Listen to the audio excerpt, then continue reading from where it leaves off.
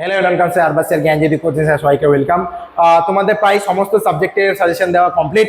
তো সেক্ষেত্রে তোমাদের মাইক্রোবায়োলজির পার্টটা সাজেশন দেওয়া হয়নি। অনেকে বলে স্যার আপনি তো সবগুলো পেপারের সাজেশন দিয়েছেন, কিন্তু ফিজিওলজি মাইক্রোবায়োলজি কিছু দেননি। ফিজিওলজি তোমাদের দিয়ে দিয়েছি, দেখতে পারবা, এবং মাইক্রোবায়োলজি দেওয়া হয়নি। সেক্ষেত্রে তোমাদের মাইক্রোবায়োলজির আজকে একটু বলে দিব তোমাদের সাজেশন কী কী কোয়েশ্চেন, কী কী ইম্পর্টেন্ট টপিক সেটা তোমাদের জানিয়ে দিব। এবং এছাড়া একটা ইম্পর্টেন্ট কথা বলে রাখি, সেটা হচ্ছে তোমাদের যে সাজেশন অ্যান্ড নোটস সেটা কিন্তু আমাদের কাছে অ্যাভেলেবেল আছে। সাজেশন উইথ নোটসটা সেটা কিন্তু তোমার নিলে কিন্তু অনেকটা তোমাদের সুবিধা হবে। এক্ষেত্রে তোমাদের পরীক্ষা অনেকটা আশা করি অনেকটা প্রেফারেবল হবে এক্সামের জন্য। ধরো লাইক 80 থেকে 100%-এর মধ্যে তোমরা কিন্তু প্রমাণ পাওয়া। এবং তোমাদের যদি কারো কোয়ারি থেকে থাকে ডেসক্রিপশন বক্সে দুটো নাম্বার দেওয়া আছে, যে কোনো একটাতে কল করতে পারো, ঠিক আছে। এছাড়া যারা অনলাইন ক্লাস করেছিল তারা তো অলরেডি সাজেশন পেয়ে গেছো এবং ক্লাসও তোমাদের শেষ হয়ে গেছে।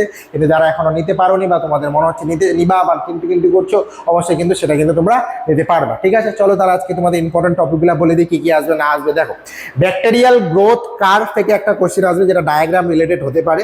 গ্রাম পজিটিভ গ্রাম নেগেটিভ যে তোমাদের সেল ওয়াল, সেটা হচ্ছে তোমাদের টেবিল বা হচ্ছে ডায়াগ্রাম পোর্শনটা।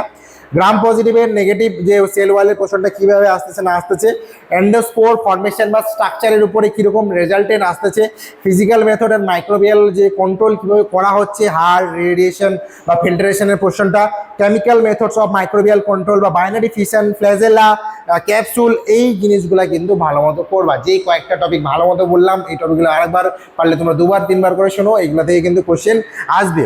এছাড়া cell membrane like structure, function, plasmid structure and importance, আর্কিয়ার যে হচ্ছে তোমার থার্মোফিলিস বা হ্যালোফিলিস ফাইলসের যে পার্টটা হচ্ছে সায়ানোব্যাকটেরিয়ার পোর্শনটা। আমি যেইটুকু বলে দিলাম এইটুকু যদি তোমরা দেখে যাও, সেক্ষেত্রে একটা 5 মার্ক তোমাদের কিন্তু তুলে নিতে পারবা।